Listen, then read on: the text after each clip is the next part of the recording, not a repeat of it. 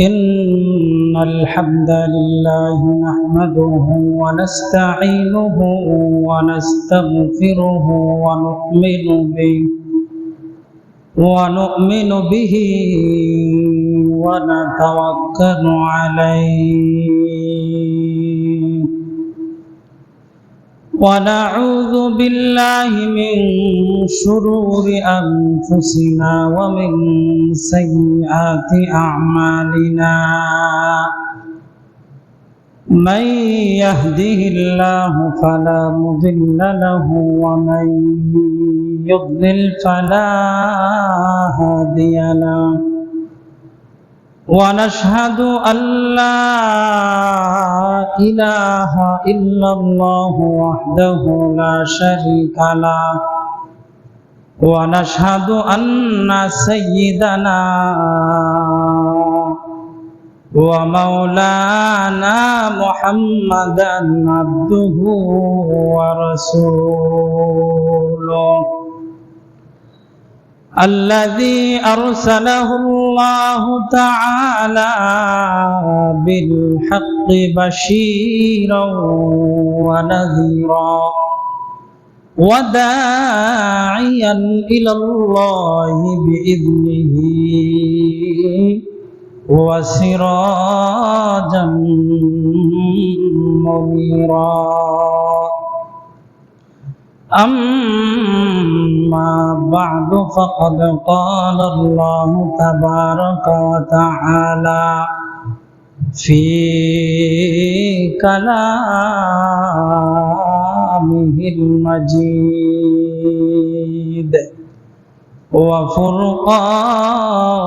وفرقانه الحميد أعوذ بالله من الشيطان الرجيم بسم الله الرحمن الرحيم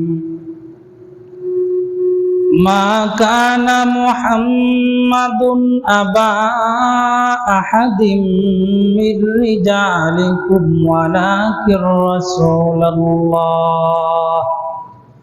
ولكن رسول الله وخاتم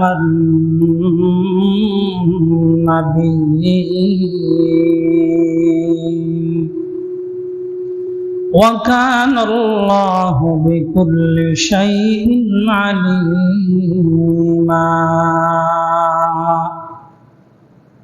وقال رسول الله صلى الله عليه وسلم أنا خاتم النبيين لا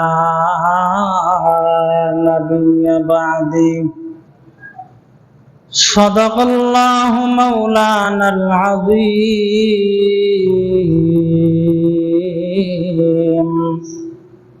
وصدق رسوله النبي الكريم ونحن على ذلك من الشاهدين والشاكرين والذاكرين والحمد لله رب العالمين وقال تعالى في شأن حبيبه ومعشوقه مخبرا وآمرا إن الله وملائكته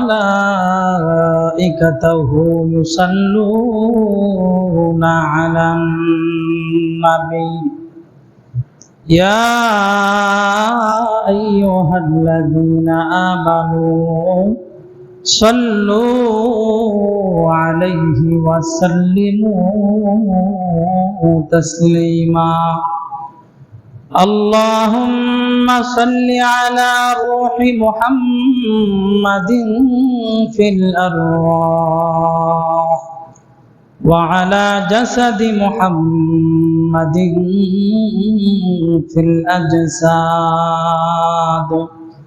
وعلى قلب محمد في القلوب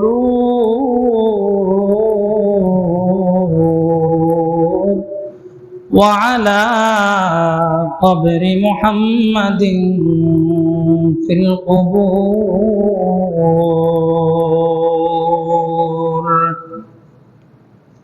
الحمد لمن قدر خيرا وخبالا الحمد لمن قدر خيرا وخبالا والشكر لمن صور حسنا وجمالا والشكر لمن صور حسنا وجمالا. فرد صمد عن صفة الخلق بريء رب أزلي خلق الخلق كمالا رب أزلي خلق الخلق كمالا. لا ضد ولا ند ولا حد لمولاه الآن كما كان ولم يلق زوالا الآن كما كان ولم يلق زوالا. سبحانك لا علم لنا إلا ما علمتنا إنك أنت العليم الحكيم.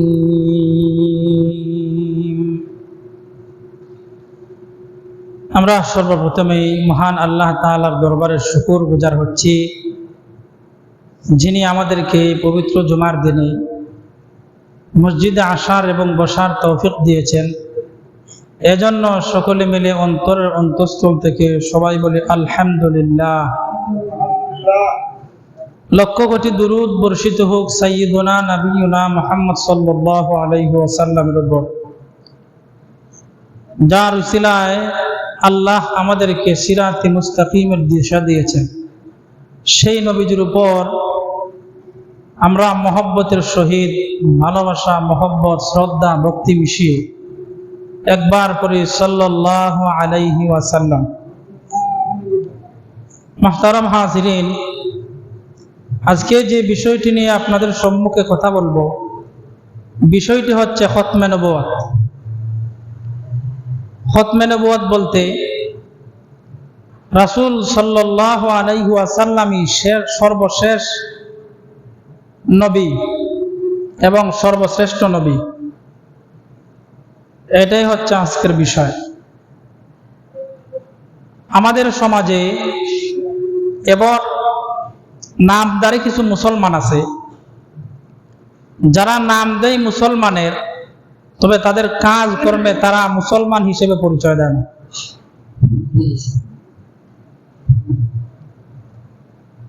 তাদের বাহ্যিক চাল চলন, আচার ব্যবহার, কাজ কর্ম দেখলে মনে হয় তারা মুসলমান, তবে বাস্তবে তারা মুসলমান না। তারা মুসলমান থেকে বের হয়ে গেছে। আহলে সুন্নাত ওয়াল জামাতের একটা আকীদা হলো নবী করিম সাল্লাল্লাহু আলাইহি ওয়াসাল্লাম হচ্ছেন সর্বশেষ এবং সর্বশ্রেষ্ঠ নবী। এটা হচ্ছে আহলে সুন্নাত ওয়াল জামাতের আকীদা। কোনো ব্যক্তি যদি কোরআনের সমস্ত কোরআন যদি অস্বীকার করে, কোরআন যদি বিশ্বাস না করে, তাহলে ওই ব্যক্তির ঈমান থাকবে না। কোনো ব্যক্তি যদি কোরআনের কোনো একটা পারাও বিশ্বাস করে, 30 পারার মধ্যে কোনো ব্যক্তি 29 পারা মানে কিন্তু একটা পারা মানে না, তাহলে ওই ব্যক্তি মুসলমান থাকবে না। কোনো ব্যক্তি যদি কোরআনের সব কিছু মানে তবে একটা সূরা মানে না, তাহলে ওই ব্যক্তি মুসলমান থাকবে না। কোনো ব্যক্তি যদি কোরআনের সব আয়াত মানে মাত্র একটা আয়াত মানে না, তাহলে ওই ব্যক্তি মুসলমান থাকবে না। তাহলে কেউ যদি পরিপূর্ণ কোরআনকে অস্বীকার করে, ওই ব্যক্তি যেমন মুসলমান থাকে না, ঠিক তেমনি ভাবে কোরআনের ছোট থেকে ছোট একেবারে ক্ষুদ্রতম একটা আয়াতও যদি কোনো ব্যক্তি অস্বীকার করে, তাহলে ওই ব্যক্তিও মুসলমান থাকে না, মুসলমান থেকে বের হয়ে যায়। ওই ব্যক্তি মুসলমান হিসেবে পরিচয় ধারণ করতে পারবে না, ওই ব্যক্তি কাফের হয়ে যাবে। ঈমানের একটা দাবি হলো আল্লাহর পক্ষ থেকে যা নাজিল হয়েছে পবিত্র কোরআন, এই কোরআনকে বিশ্বাস করা। কোন ব্যক্তি যদি কোরআনের একটা আয়াতকে অস্বীকার করে তাহলে এই আকীদার বিশ্বাসী সে হইল না। পবিত্র কোরআন আল্লাহ তাআলার বাণী, এই কোরআনকে আমি বিশ্বাস করি, এর অন্তর্ভুক্ত ওই ব্যক্তি হইতে পারল না। আমাদের সমাজে এক দল আছে, তাদের নাম হচ্ছে কাদিয়ানী। তারা মুসলমান নাম দেয়, তবে তারা কাজ কর্মে মুসলমান হিসেবে পরিচয় দিতে পারে না। কোরআনের একটা আয়াত, যে আয়াত আমি পাঠ করেছি, এই আয়াতে আল্লাহ রাব্বুল আলামিন ঘোষণা দেন, মা কানা মুহাম্মাদুন আবা আহাদিম মির রিজালিকুম ওয়ালাকির রাসূলুল্লাহি ওয়া খাতামান নাবিয়্যিন। আল্লাহ সুবহানাহু ওয়া তাআলা এই আয়াতের মধ্যে ঘোষণা দিলেন যে মুহাম্মদ সাল্লাল্লাহু আলাইহি ওয়াসাল্লাম তিনি তোমাদের মধ্যে কোনো পুরুষের পিতা নন, তবে তিনি হলেন আল্লাহর পক্ষ থেকে মনোনীত রাসূল এবং তিনি সর্বশেষ রাসূল। এই আয়াতে আল্লাহ মুহাম্মদ সাল্লাল্লাহু আলাইহি ওয়াসাল্লামকে খাতামুন নাবিয়্যিন অর্থাৎ সর্বশেষ নবী হিসাবে আখ্যায়িত করেছেন। যারা কাদিয়ানী মতবাদে বিশ্বাসী, যারা গোলাম আহমদ কাদিয়ানীকে নবী হিসাবে মানে, এই কাজ করার দ্বারা, গোলাম আহমদ কাদিয়ানীকে নবী মানার দ্বারা তারা কোরআনের এই আয়াতটাকে অস্বীকার করে। এটা হচ্ছে সূরাতুল আহজাবের 40 নম্বর আয়াত। কেউ যদি গোলাম আহমদ কাদিয়ানীকে নবী বলে মানে, এর মানে হলো সে কোরআনের সূরাতুল আহজাবের 40 নম্বর আয়াতকে অস্বীকার করে। কারণ 40 নম্বর আয়াতে আল্লাহ আমাদের নবীকে খাতামুন নাবিয়্যিন সর্বশেষ নবী হিসেবে ঘোষণা দিয়েছেন। আল্লাহ আয়াতে বলেন, মা কানা মুহাম্মাদুন আবা আহাদিম মির রিজালিকুম ওয়ালাকির রাসূলুল্লাহি ওয়া খাতামান নাবিয়্যিন। আল্লাহ রাব্বুল আলামিন এই আয়াতের মাধ্যমে ঘোষণা দেন, বিশ্ববাসীদেরকে জানায় দেন, নবী মুহাম্মদ সাল্লাল্লাহু আলাইহি ওয়াসাল্লাম তোমাদের মধ্যে কোনো পুরুষের পিতা নন, কোনো পুরুষের বাবা নন। আমার নবী মুহাম্মদ সাল্লাল্লাহু আলাইহি ওয়াসাল্লামের যত সন্তান সন্ততি ছিল, ওনার কয়েকজন মেয়ে ছিল, ওই সকল মেয়ে রাসূল সাল্লাল্লাহু আলাইহি ওয়াসাল্লামের নবুয়ত প্রাপ্তি পর্যন্ত বেঁচে ছিল। রাসূলের জীবদ্দশায় রাসূল সাল্লাল্লাহু আলাইহি ওয়াসাল্লামের মেয়ে ফাতেমা ব্যতীত সকল মেয়ে মৃত্যুবরণ করেছে। রাসূলের মৃত্যুর পরে 6 মাস পরে হযরতে ফাতেমা রাদিয়াল্লাহু তাআলা আনহা মৃত্যুবরণ করেছেন। রাসূলের কয়েকজন সন্তান ছিল, ছেলে সন্তান ছিল। একজনের নাম ছিল তৈয়ব, আরেকজন ছিল তাহের, আরেকজন ছিল ইব্রাহিম, আরেকজন ছিল কাসেম। তাহের, তৈয়ব, কাসেম এবং ইব্রাহিম তারা সকলেই ছোটবেলায় নাবালক অবস্থায় মৃত্যুবরণ করেছে।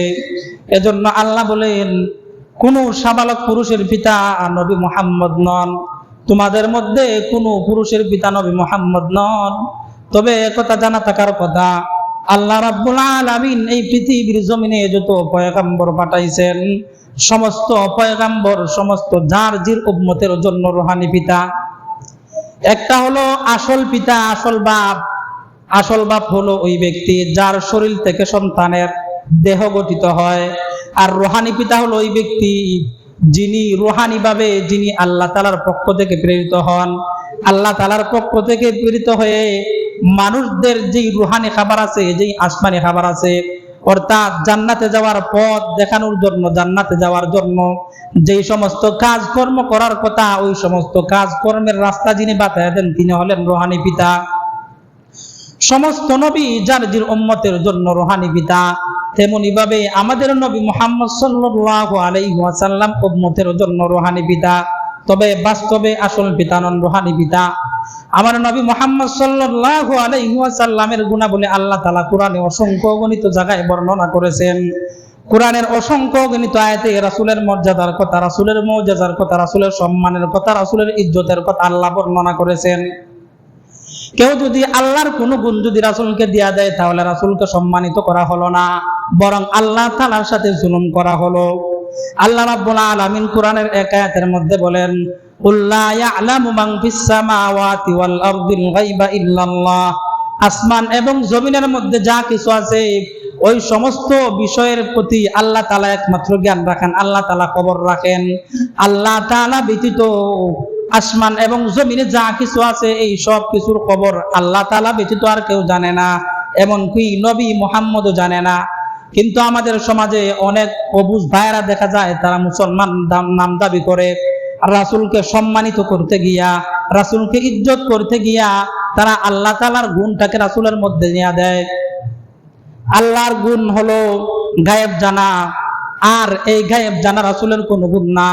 আল্লাহ রাব্বুল আলামিনের এই গুণ রাসূলের মধ্যে দিয়া দেওয়া মানে হলো রাসূলের উপর জুলুম করা, আল্লাহর উপর জুলুম করা। রাসূলকে ইজ্জতওয়ালা সম্মানওয়ালা বানাতে হইলে আল্লাহর গুণ রাসূলকে দিতে হয় না। আল্লাহ রাব্বুল আলামিন রাসূলকে ইজ্জতওয়ালা বানানোর জন্য কোরআনে অসংখ্য অগণিত আয়াত রাসূলের শানে অবতীর্ণ করেছেন। আল্লাহ আয়াতের পরের অংশে বলেন, ওয়ালাকির রাসূলুল্লাহ ওয়া খাতামান নাবিয়্যিন, তিনি তোমাদের মধ্যে কারো পিতা নন, তিনি হলেন আল্লাহর পক্ষ থেকে মনোনীত রাসূল। মনোনীত রাসূল শুধু তা না, তিনি হলেন সর্বশেষ রাসূল।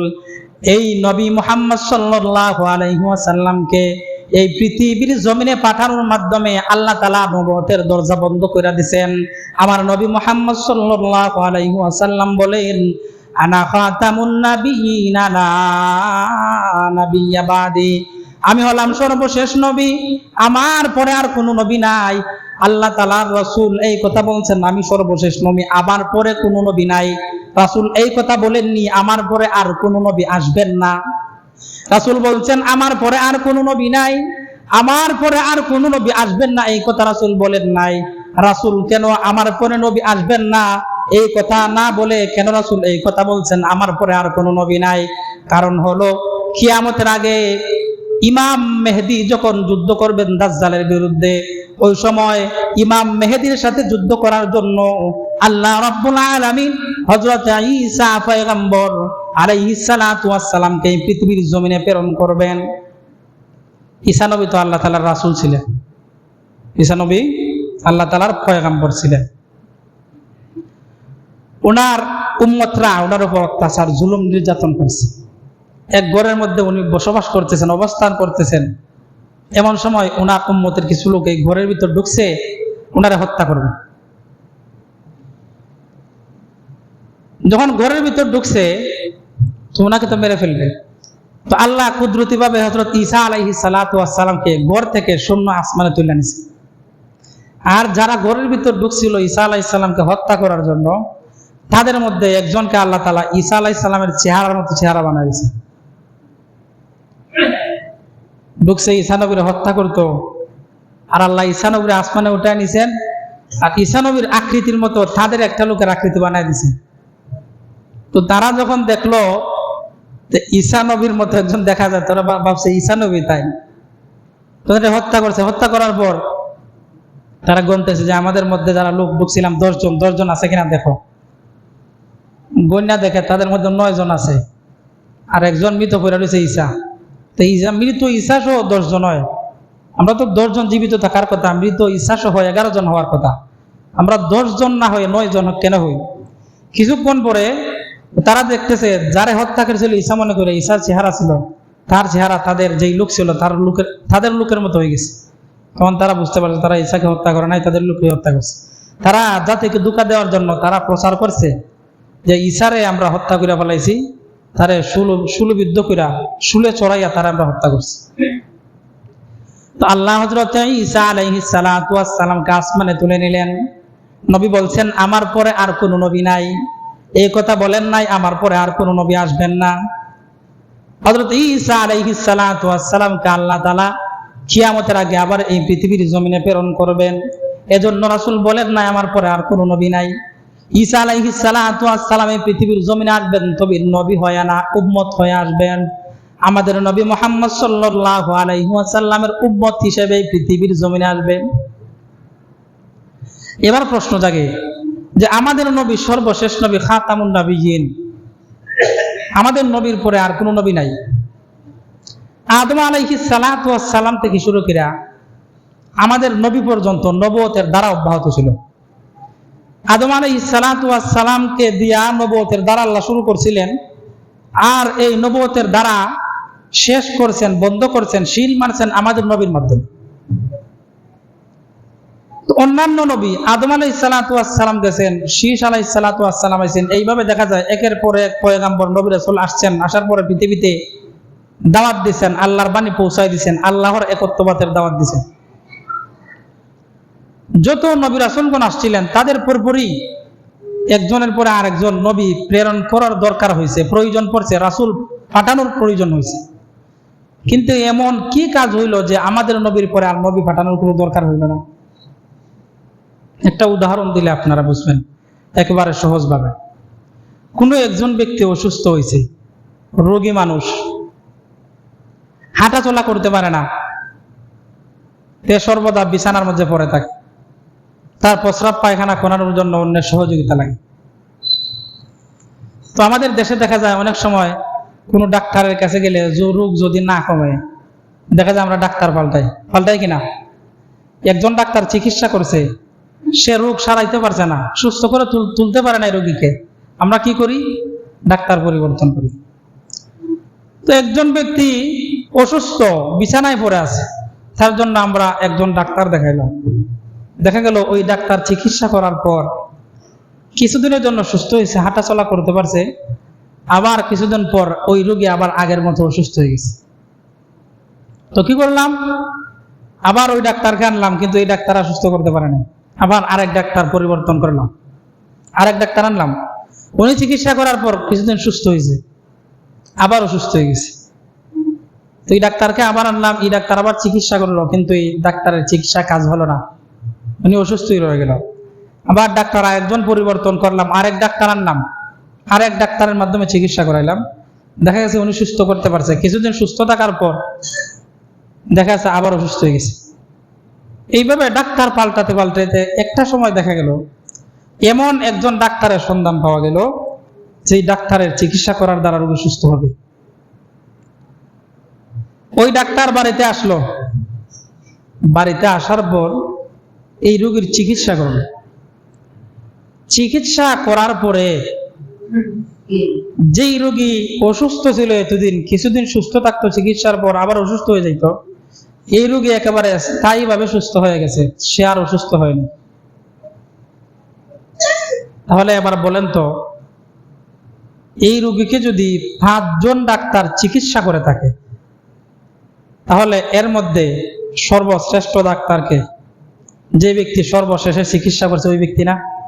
যার চিকিৎসার পরে আর চিকিৎসার প্রয়োজন পড়ে নাই, যেই ডাক্তার চিকিৎসা করার পরে আর চিকিৎসার দরকার হয় নাই, যেই ডাক্তার চিকিৎসা করার পরে রোগী আর অসুস্থ হয় নাই, সুস্থ হয়ে আছে, দিব্যি সুস্থ স্বাভাবিকভাবে চলতেছে। তো 5 জন ডাক্তারের মধ্যে যেই ডাক্তার সর্বশেষে আসছে, যেই ডাক্তার চিকিৎসা করার পরে রোগী আর কোনোদিন অসুস্থ হয় নাই, এই ডাক্তার হলো সর্বশ্রেষ্ঠ ডাক্তার। তো আল্লাহ তাআলা এই পৃথিবীতে যত নবী রাসূল পাঠাইছেন, পয়গম্বর পাঠাইছেন, দেখা গেছে আদম আলাইহিস সালাতু ওয়াস সালাম দাওয়াত দিয়েছেন। দ্বীনের দাওয়াত দেওয়ার পর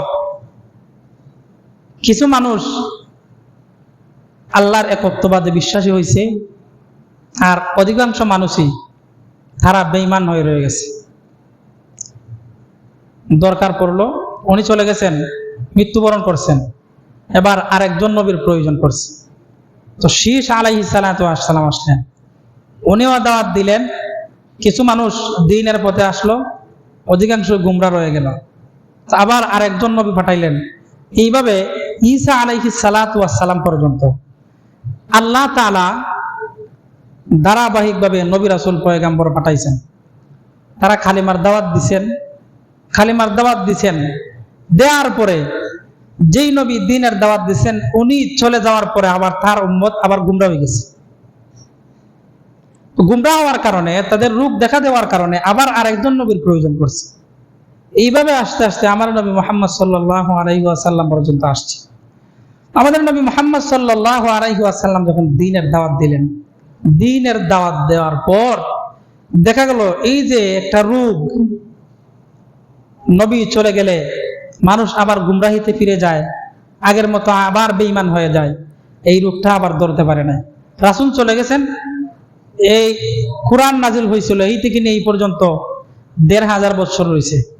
১,৫০০ বছর চলে গেছে, এখন কি দুনিয়াতে মুসলমান নাই? আসেনি? কোরআন আসেনি? রাসূলের হাদিস আসেনি? আছে। আলেম উলামারা আছে, কি দায়িত্ব আঞ্জাম দিতেছে। তো রাসূল যে চিকিৎসা করছেন, এই চিকিৎসা দেওয়ার পরে রোগী আর অসুস্থ হয় নাই, চিরস্থায়ী সুস্থ হয়ে গেছে। ওই ডাক্তার যেইভাবে সর্বশেষে চিকিৎসা করার কারণে রোগী স্বাভাবিকভাবে সুন্দরভাবে সুস্থ হয়ে গেছে আর অসুস্থ হয় নাই, ওই ডাক্তার যেমন ভাবে সর্বশ্রেষ্ঠ ডাক্তার, আমাদের নবী মুহাম্মদ সাল্লাল্লাহু আলাইহি ওয়াসাল্লাম কালেমার দাওয়াত দেওয়ার কারণে, দ্বীনের দাওয়াত দেওয়ার কারণে যেই সকল মানুষ মুসলমান হয়েছে, গুমরাহি থেকে ফিরে আসছে, আল্লাহ তাআলা বিশ্বাসী হয়েছে, ওই সকল মানুষ এখন পর্যন্ত আল্লাহতে বিশ্বাসী আছে, তাদের বংশ পরম্পরা আসতেছে।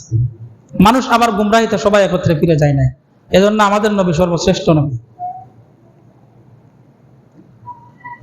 এবার ঈসা আলাইহিস সালাতু ওয়াস সালাম যে দুনিয়াতে আসবেন, কেন আসবেন? ঈসা আলাইহিস সালাতু ওয়াস সালাম যে দুনিয়াতে আসবেন, কেন আসবেন? আসার কারণ কি? আল্লাহ কেন পাঠাইবেন? ঈসা আলাইহিস সালাতু ওয়াস সালামের একটা কাজ বাকি রয়ে গেছে। কি বাকি রয়েছে? একটা কাজ বাকি রয়েছে।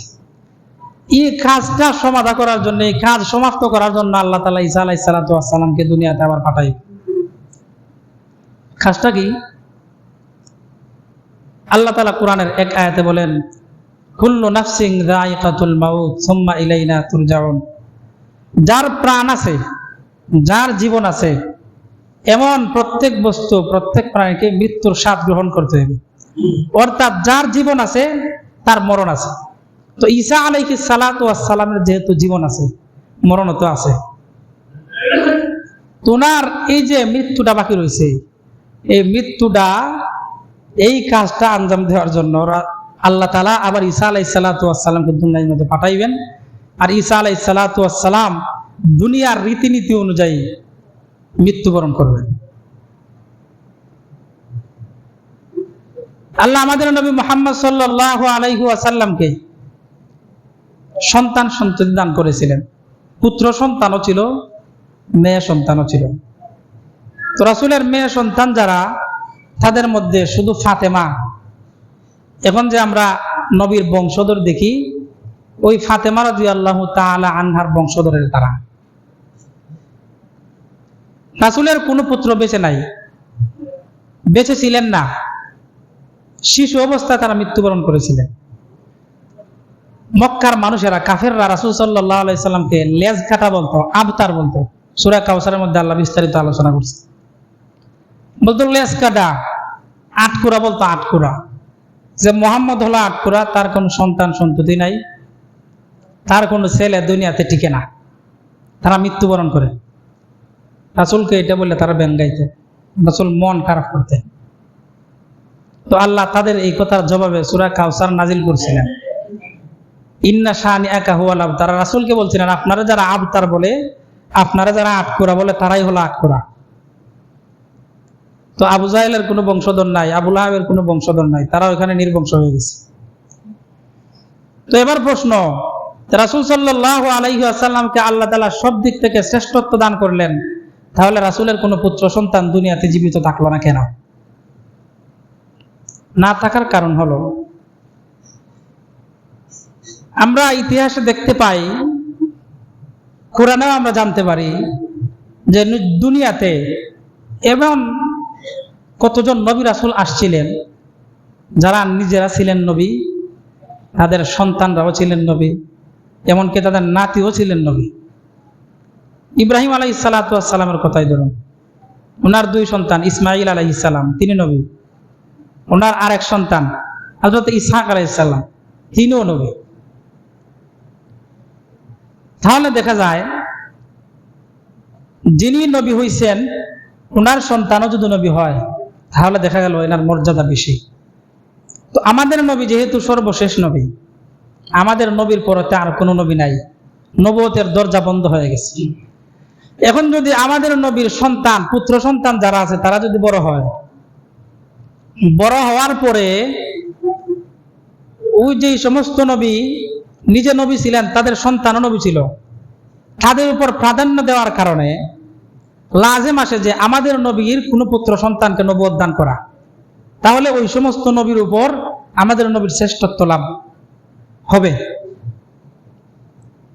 তো আবার আরেকটা সমস্যা কি, যদি আমাদের নবীর কোনো পুত্র সন্তানকে আল্লাহ নবুয়তি দান করেন, তাহলে যে আয়াত পাঠ করছি, মা কানা মুহাম্মাদুন আবা আহাদিম মির রিজালিকুম ওয়ালাকিন রাসূলুল্লাহি ওয়া খাতামান নাবিয়্যিন, আমাদের নবী সর্বশেষ নবী, তাহলে এই আয়াত আর বাস্তবায়ন হয় না। যদি আল্লাহ আমাদের নবীর কোনো সন্তানকে নবুয়তি দান করেন, তাহলে সমস্যা হয় কি, এই যে আমাদের নবী সর্বশেষ নবী, আমাদের নবীর মাধ্যমে নবুয়তের দরজা বন্ধ হয়ে গেছে, এটার বন্ধ থাকে না, এটার শেষ হয় না। আমাদের নবী সর্বশেষ নবী হিসেবে শ্রেষ্ঠত্ব লাভ করতে পারেন না।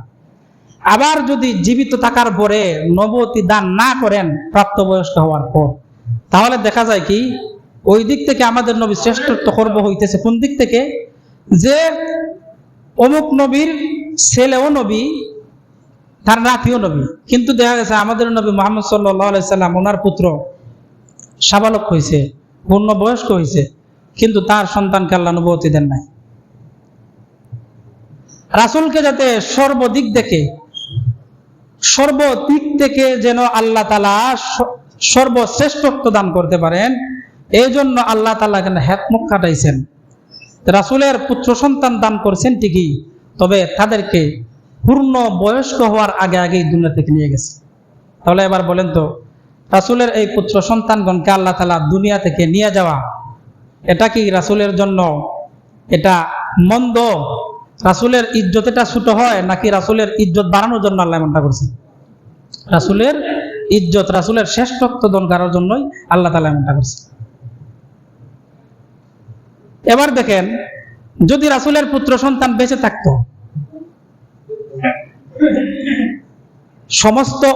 সমস্ত যারা নবী রাসূল আসছেন দুনিয়াতে, তাদের উম্মতরা যার যে রুহানি সন্তান, তো আমাদের নবী মুহাম্মদ সাল্লাল্লাহু আলাইহি ওয়াসাল্লামের রুহানি সন্তান হলাম আমরা।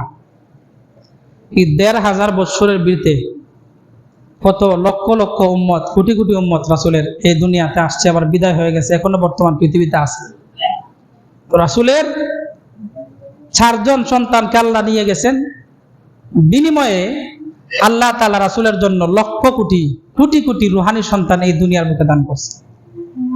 রাসূলের ইজ্জতের উপর যদি কেউ আঘাত করত, তাহলে রাসূলের ৫ সন্তান, তাদের আওলাদ কয়জনই বা হতো, তারা কি বা করতেই পারত। কিন্তু রাসূলকে আল্লাহ তাআলা এমন লক্ষ কোটি কোটি রুহানি সন্তান দান করছেন, রাসূলের ইজ্জতের উপর যদি আঘাত আসে, রাসূলের ইজ্জতের উপর যদি কেউ হামলা করে, তাহলে দেখা যায় ১৫০০ বছর আগে রাসূল সাল্লাল্লাহু আলাইহি ওয়াসাল্লাম পৃথিবী থেকে বিদায় হয়ে গেছেন, ১৫০০ বছর পরেও যদি রাসূলের ইজ্জতের উপর কেউ আঘাত হানে, তাহলে এই পৃথিবীর যত মুসলমান আছে, সমস্ত মুসলমানেরা এক যুগে ওই সমস্ত কাফের কুফফার বেঈমান নাস্তিকদের বিরুদ্ধে হুঙ্কার দিয়ে মাটির মধ্যে ঝাঁপায়। ভারতে রাসূল সাল্লাল্লাহু আলাইহি ওয়াসাল্লামকে, রাসূল সাল্লাল্লাহু আলাইহি ওয়াসাল্লামের ইজ্জতের উপর আঘাত হানছে, বিজেপি আবার এটার মধ্যে সমর্থন করছে।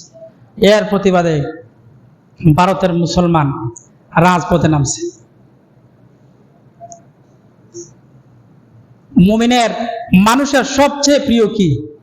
মানুষের জীবন, মানুষের হায়াত, নিজের নফস, এটাকে মানুষ সবচেয়ে বেশি ভালোবাসে। যদি বিপদ আসে সন্তান সন্ততির উপর, মাতা পিতার উপর, আত্মীয় স্বজনের উপর, ভাই বন্ধুর উপর, সব ছেড়ে দিতে রাজি, নিজের জান দিতে রাজি না। এমন হয় না? নিজের জানকে বেশি ভালোবাসে। রাসূল সাল্লাল্লাহু আলাইহি ওয়াসাল্লাম আমাদের কাছে কতটুকু মহব্বতের দাবিদার, কতটুকু ভালোবাসার দাবিদার। আল্লাহ সূরা আহজাবের ৬ নম্বর আয়াতে বলেন, আন-নাবিয়্যু আওলা বিল মুমিনিনা মিন আনফুসিহিম। রাসূল সাল্লাল্লাহু আলাইহি ওয়াসাল্লাম মুমিনের কাছে ভালোবাসার দাবি থেকে এমন দাবি রাখেন, মুমিন নিজের নফসকে, মুমিন নিজেকে, মানুষ নিজেকে যতটুকু ভালোবাসে, এর থেকেও বেশি ভালোবাসার দাবি রাখেন আমার নবী মুহাম্মদ সাল্লাল্লাহু আলাইহি ওয়াসাল্লাম। এজন্য তো সাহাবায়ে কেরাম যুদ্ধের ময়দানে রাসূল সাল্লাল্লাহু আলাইহি ওয়াসাল্লামকে বাঁচাতে গিয়ে রাসূল সাল্লাল্লাহু আলাইহি ওয়াসাল্লামের সম্মুখে ডাল হয়ে দাঁড়ায় গেছেন, নিজের জীবনটা পর্যন্ত বিসর্জন দিয়ে দিয়েছেন। সাহাবারা যেই পথ দেখা গিয়েছিলেন, আজ পর্যন্ত রাসূলের ইজ্জতের উপর যদি কেউ আঘাত হানে, তাহলে উম্মতের সিংহ পুরুষেরা তারা যারা রাসূলের উপর আঘাত হানছে তাদেরকে জাহান্নামের লাকড়ি বানায় দেয়, তাদের জীবনকে ধ্বংস করে দেয়, নিজের জীবন রাসূলের জন্য উৎসর্গ করে। আমরা আমাদের ভালোবাসার দাবি থেকে জানাই, যারা নবীজির ইজ্জতের উপর আঘাত হানবে, যারা নবীজির ইজ্জতের উপর হামলা করবে, ওই সমস্ত মানুষের, ওই সমস্ত জানোয়ারদের এই পৃথিবীর বুকে বেঁচে থাকার কোনো অধিকার নাই। ফিকহের কিতাবে আছে, যেই ব্যক্তি রাসূলের শানে গুস্তাখি করবে, রাসূলের ইজ্জতের উপর আঘাত হানবে, ওই ব্যক্তি যদি তাওবা করে তাহলে আল্লাহ তার তাওবা কবুল করতে পারেন। তবে দুনিয়ার শাস্তি হচ্ছে, ওই ব্যক্তি এই দুনিয়াতে, এই পৃথিবীতে বেঁচে থাকার কোনো অধিকার নাই, তার শাস্তি হচ্ছে তাকে জাহান্নামে পাঠিয়ে দেওয়া। এজন্য আমরা আমাদের নবীকে আমাদের নিজের নফসের চেয়েও বেশি ভালোবাসি, এটা আমাদের ঈমানের দাবি। কেউ যদি